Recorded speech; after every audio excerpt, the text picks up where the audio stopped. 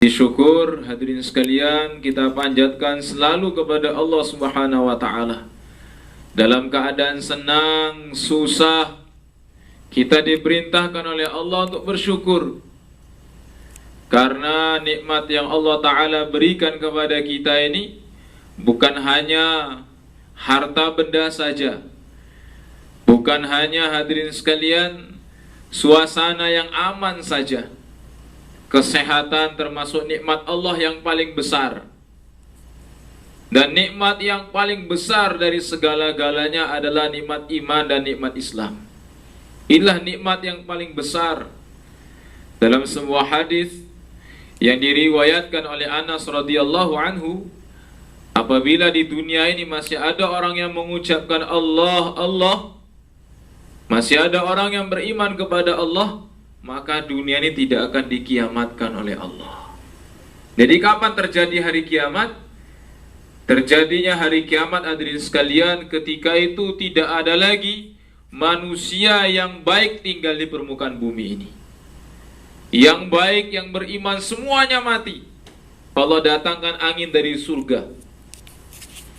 Angin dari surga mengejar setiap orang-orang beriman.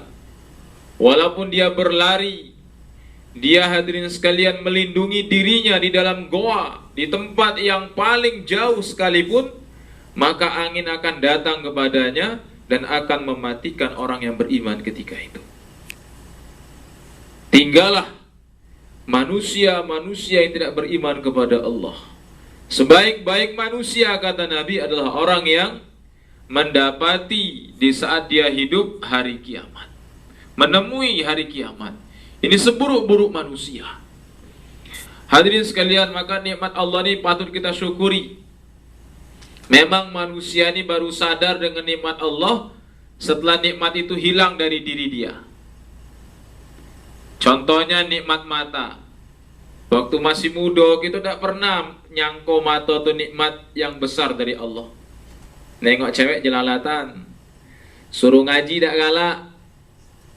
Suruh ngaji tak galak, nak ngaji kaget baiklah. Nanti baiklah, kata orang Jakarta, nanti aja. Jangan nanti keburu mati. Nanti kapan-kapan saja. Jangan kapan-kapan, nak ibadah ni keburu dikafani ya, kayak gitu. Nah, baru sadar. Kita hadirin sekalian baru sadar dengan nikmat mata ini setelah mata kita kabur. Melihat sesuatu dengan menggunakan alat bantu yang namanya konco moto, gitu Pak. Orang Jawa tahu itu konco moto. Apa itu? Yang kacamata. Nak masuk ke benang, ke jarum, manggil cucung dulu, baru tahu, baru sadar. Diajak uang baca yasinan, alasan tak katik kacamata. Padahal tak baca nian. Dulu waktu muda tak galak belajar rupanya. Baru sadar dengan nikmat mata setelah mata kita kabur. Makanya yang masih muda seperti saya, sama ya nggak ngaku muda terus. Uban lah bertabur gitu nih. Masih ngaku muda tuh lah, jiwanya yang muda manusia nih. Kemarin aku ketemu orang di Thailand, umur berapa, 76 tahun lah dia cakap kan. 76 tahun, betul. Saya punya usia 76 tahun. Tapi dia cakap boleh dari pusat ke atas lah 76. Bawah ni 17 tahun dia cakap. 17 tahun. Masih nak muda tu lah. Jadi hadirin sekalian baru sadar dengan nikmat mata ini setelah mata kita kabur. Baru kita tahu besarnya nikmat mata ini. Itu juga dengan nikmat gigi. Baru kita tahu dengan nikmatnya gigi setelah gigi kita ni ompong. Tanggal satu persatu. Setelah diajak orang makan kacang geleng kepala, lajulah kau baik. Dulu buka tutup botol lagi pakai gigi lagi tahan. Masih muda. Itu Tapi bukan botol Songhi, botol Sprite gimana? Sprite. Sugus menjaman dulu. Ditumpah masih sugus tuh lah dia. Tidak berubah Sprite. Hadirin sekalian baru tahu dengan nikmat gigi setelah giginya ini satu persatu tanggal. Diajak kawan makan kacang geleng kepala, diajak kawan makan bakso, payo kita nyuruh makan bakso, gigit kanan mental ke kiri. Gigit kiri mental ke kanan, neguk ke selak ujung-ujungnya. Baru tahu dengan nikmat gigi setelah gigi ini tanggal satu persatu. Baru kita sadar, oh ya Allah, punya gigi lemak nian, kawan tuh makan kacang, lemak nian makan bakso, lemak nian makan yang keras-keras, makan daging, tak lagi nyangkut. Baru tahu dengan nikmat gigi setelah gigi kita tanggal satu persatu. Begitupun juga dengan nikmat iman, dengan nikmat Islam. Kita baru tahu, baru sadar dengan nikmat iman dan nikmat Islam setelah kita meninggal dunia. Setelah kita mati baru tahu dengan nikmat iman, dengan nikmat Islam yang Allah Ta'ala berikan kepada kita. Kemarin dalam khutbah Jumatku sampai ke orang-orang ketika melihat di akhirat nanti, melihat ganjaran pahala dari ibadah yang mereka lakukan, maka mereka mengatakan, ya laitana ata'ana Allah wa ata'ana Rasulah. Aduhai alangkah baiknya kalau seandainya aku dulu taat kepada Allah dan taat kepada Rasulullah sallallahu alaihi wasallam. Apalagi orang kafir.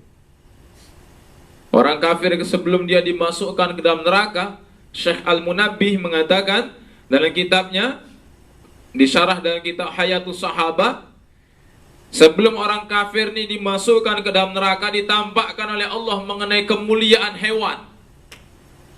Ditampakkan kepadanya seekor hewan yang bernama kambing ketika di dunia pernah membunuh, nyerodok kawannya sampai mati. Maka kawannya kambing yang mati tadi waktu di dunia dibangkitkan oleh Allah di akhirat. Disuruh untuk nyerodok yang pernah bunuh dia. Sampai mati kambing yang bunuh dia di dunia dulu dibunuh juga. Setelah selesai hukum kisos, Allah Ta'ala jadikan mereka sebagai debu. Tidak ada lagi balasan apa-apa. Orang kafir lah nengok neraka, Masya Allah, dahsyatnya neraka. Begitu nengok, maka mereka mengatakan, wa yaqulul kafiru ya laitani kuntu turaba. Aduhai alangkah baiknya kalau dahulu aku hanya menjadi tanah saja, menjadi debu saja, bukan menjadi manusia. Jadi hadirin sekalian, kita bersyukur Allah jadikan sebagai orang beriman.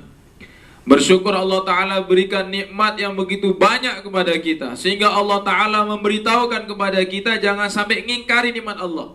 Berapa kali? 31 kali Allah Ta'ala mengatakan, فَبِأَيِّ آلَاءِ رَبِّكُمَا تُكَذِّبَانِ. Subuh tadi yang salat berjamaah tahu itu. Maka nikmat Tuhanmu yang mana lagi kamu dustakan? Banyak sekali nikmat Allah ini. Kalau nak dihitung-hitung tidak akan bisa kita menghitungnya.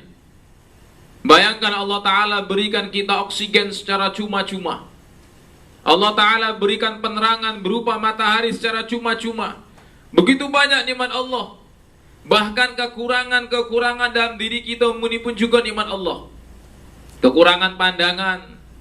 Coba seandainya pandangan mata kita caklang, dari jarak sekian 1,6 km pacak nengok di dalam tanah. Baru nak makan nengok bakteri, lah tak jadi makan. Lah pas nak makan nasi di situ ada kotoran pula, lah ada bakterinya pula, tak jadi makan. Allah Ta'ala berikan batasan kepada pandangan mata kita ni, ada kenikmatan juga.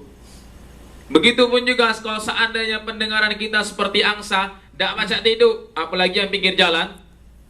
Baru nak tidur, semut berjalan, kedengeran langkah kakinya tuh, ketak tuh, kedengeran. Apalagi mobil orena. Jadi kekurangan dalam hal mendengar pun juga nikmat Allah. Dalam hal melihat itu pun juga nikmat Allah.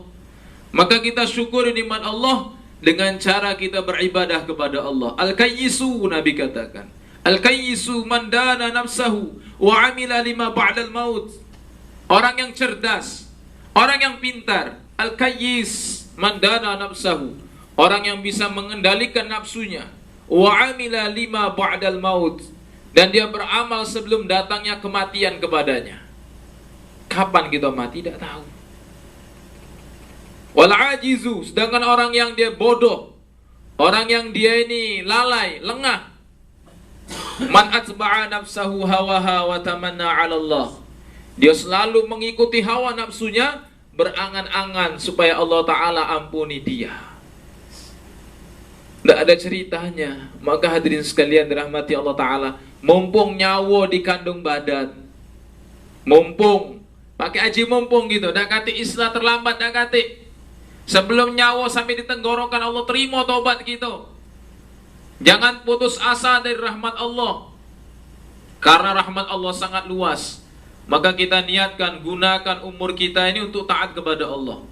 Oh berarti aku nak sholat terus, aku nak baca Quran terus? Tidak. Bukan berarti kita nak ngitam ke kening gitu di masjid, nak mudah nak ngitam ke kening, gosok-gosok sejadah, hitam dewek dia lagi. Bukan itu saja, segala sesuatu kalau aktivitas kita disandarkan agama, insya Allah mendapat pahala. Contoh kita begawe sekarang nih, dengan niat supaya anak bini kita tidak minta-minta dengan uang, itu ibadah fisabilillah. Satu tetes keringat yang kita keluarkan seperti orang yang berjuang di jalan Allah Subhanahu wa Ta'ala. Syaratnya jangan tinggalkan ibadah yang fardu, supaya nilai kita ini besar di sisi Allah Subhanahu wa Ta'ala. Segala sesuatu kalau kita niatkan untuk agama pasti dapat pahala. Kita berangkat, bismillahirrahmanirrahim, keluar dari rumah,